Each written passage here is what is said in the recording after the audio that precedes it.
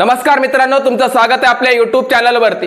मनोज जरांगे पाटील कोणत्या मतदारसंघात उमेदवार देणार आणि कोणत्या मतदारसंघात उमेदवार पाडणार या निर्णयाकडे प्रत्येक समाजातील व्यक्तीचं लक्ष लागून आहे। त्याही पलीकडे बघितलं असेल प्रत्येक राजकीय पक्षांना सुद्धा मनोज जरांगे पाटलांच्या निर्णयाची भीती आहे। कारण मनोज जरांगे पाटलांनी ठरवलं आहे आणि त्यांनी आज निर्णयाला सुरुवात केली आहे की कोणत्या मतदारसंघात उमेदवार द्यायचे आहेत आणि कोणत्या मतदारसंघात उमेदवार पाडायचे आहेत आणि कोणत्या मतदारसंघात उमेदवारांना पाठिंबा द्यायचा आहे।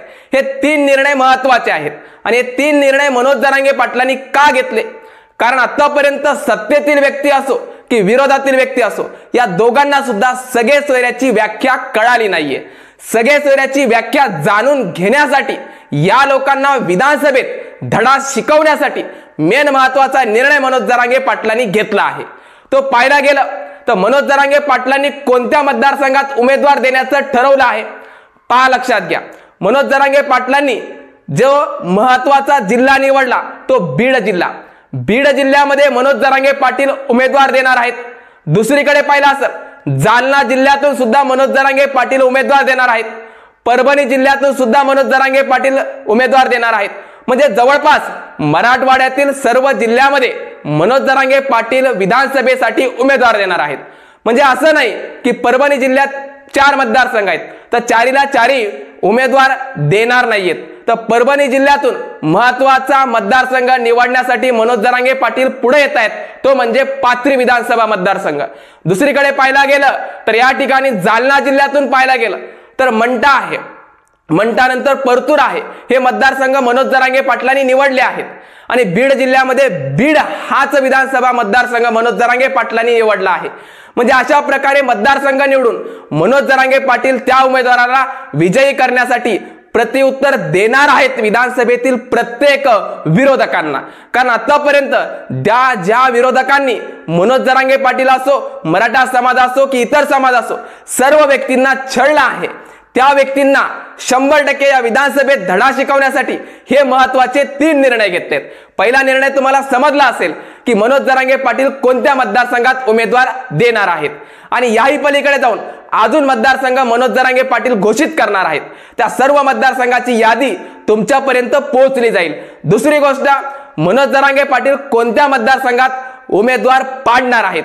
म्हणजे जे कोणी आतापर्यंत मनोज जरांगे पाटील असो की मराठा समाज असो की इतर समाज असो, सर्व समाजातील व्यक्तींना विरोध केला, महत्त्वाच्या मागण्या पूर्ण नाही केल्या, त्या सर्व विरोधकांना मनोज जरांगे पाटील कशा प्रकारे सुपडा साफ करणार आहेत याचं नियोजन सुद्धा ते सांगणार आहेत।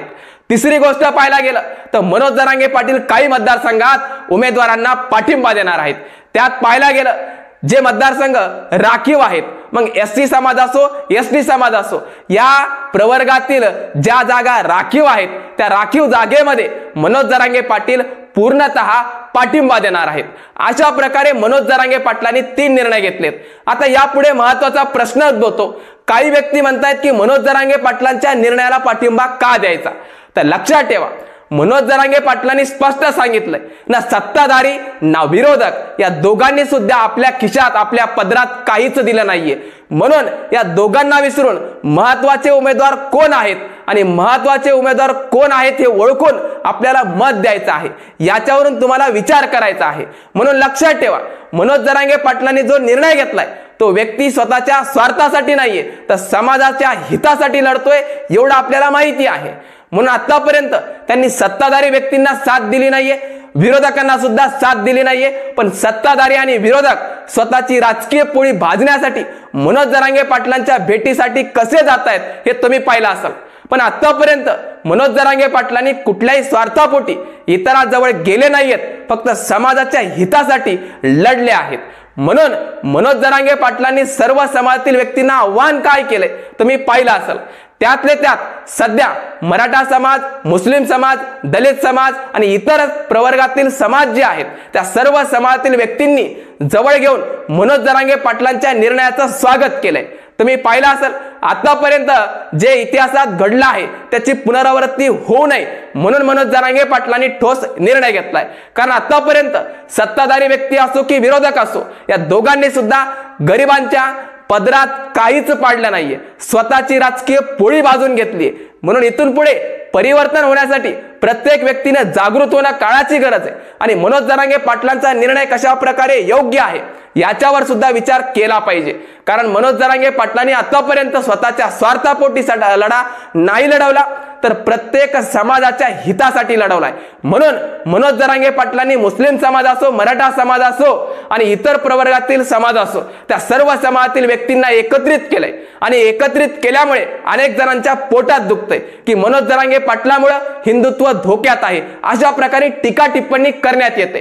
पण त्यांना सांगू इच्छितो की तुम्हाला सत्तेसाठी इतर समाजातील व्यक्ती चालतात, पण मनोज जरांगे पाटलांनी एखाद्या समाजातील व्यक्तींची भेट घेतली तर तुम्ही म्हणता समाजाच्या विरोधात आहे। हे लोकांनी ओळखलं आहे। तुम्ही स्वतःच्या सत्तेसाठी कुठल्याही तळाला जाऊ शकता, तर मनोज जरांगे पाटील गोरगरीब जनतेसाठी का जाऊ शकत नाही हेच लक्षात ठेवा। कारण प्रत्येक व्यक्तीची दिशाभूल करण्यासाठी राजकीय व्यक्ती अनेक प्रकारचे षड्यंत्र रचू शकतात, मनोज जरांगे पाटलांना विरोध करू शकतात। म्हणून प्रत्येक व्यक्तीने लक्षात घ्यायला पाहिजे की कोणता व्यक्ती स्वतःच्या स्वार्थापोटी लढतोय आणि कोणता व्यक्ती समाजाच्या हितासाठी लढतोय, हेच सांगण्यासाठी तुमच्या समोर आलोय। कारण सध्या पाहायला गेलं तर लोकांची दिशाभूल करण्यासाठी अनेक राजकीय व्यक्ती षड्यंत्र रचू शकतात आणि हे षड्यंत्र रचून आपली स्वतःची पोळी भाजून घेऊ शकतात। म्हणून लक्षात ठेवा, इथून पुढे अशा प्रकारची स्वतःची राजकीय पोळी भाजून घेणारे व्यक्ती यापुढे विधानसभेत गेले नाही पाहिजे। अशा प्रकारचा विचार जर आपण केला तर प्रत्येक गोरगरीब जनतेसाठी विचार करणारं राज्य सरकार कदाचित इथून पुढे येऊ शकतं। म्हणून आपल्याला विचार करणं भाग आहे, कारण आपल्या हक्कासाठी आपल्यालाच लढावं लागतं। कुठलाही व्यक्ती आपल्या हक्काचे निवारण करण्यासाठी पुढे आतापर्यंत आला नाहीये, पण मनोज जरांगे पाटील देवस्वरूपी आता पुढे आले आहेत। म्हणून त्यांनी हे 3 महत्त्वाचे निर्णय घेतलेत। पण विरोधक अजून टीका काय करतात की मनोज जरांगे पाटलांनी 288 उमेदवार का दिले नाहीयेत।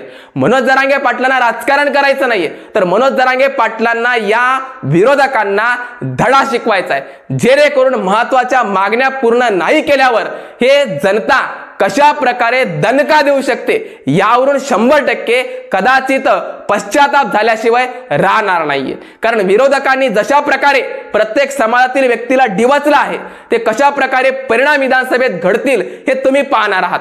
एवढंच मनोज जरांगे पाटलांनी या निर्णयातून सांगितलं आहे।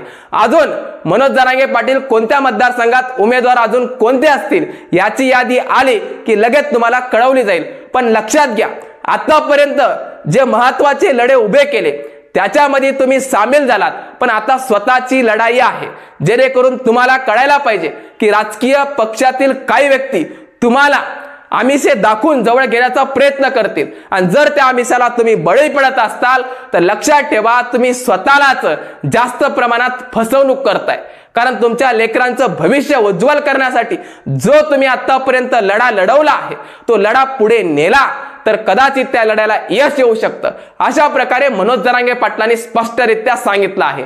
म्हणून आपले भांडण तंटे असो सगळे विसरून जा, आपल्यामध्ये जे भांडण तंटे झालेले असतील ते विसरून जा, पण मेन महत्त्वाचा जो लढा आहे तो लढा विसरू नका। कारण जर तुम्ही लढा विसरलात तर भविष्यात अशा प्रकारचा लढा उभा राहील का नाही याची शाश्वती नाहीये। म्हणून मनोज जरांगे पाटलांनी जी आज बैठक बोलावली आणि या बैठकीमध्ये महत्त्वाचे जे निर्णय घेण्यासाठी सुरुवात केली, म्हणून लक्षात ठेवा हे 3 महत्त्वाचे निर्णय आहेत की प्रत्येक मतदारसंघामध्ये उमेदवार नसणार आहे, काही मतदारसंघात उमेदवार असतील, काही मतदारसंघात उमेदवार पाडणारा अशा प्रकारचं नियोजन असेल आणि तिसरी गोष्ट काही मतदारसंघात मनोज जरांगे पाटील कशा प्रकारे पाठिंबा देणार हे स्पष्टरित्या सांगितलं जाईल।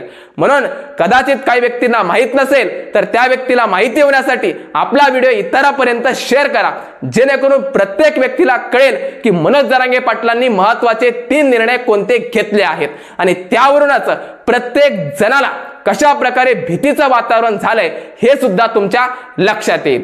ठीक आहे, तर थांबतो। धन्यवाद।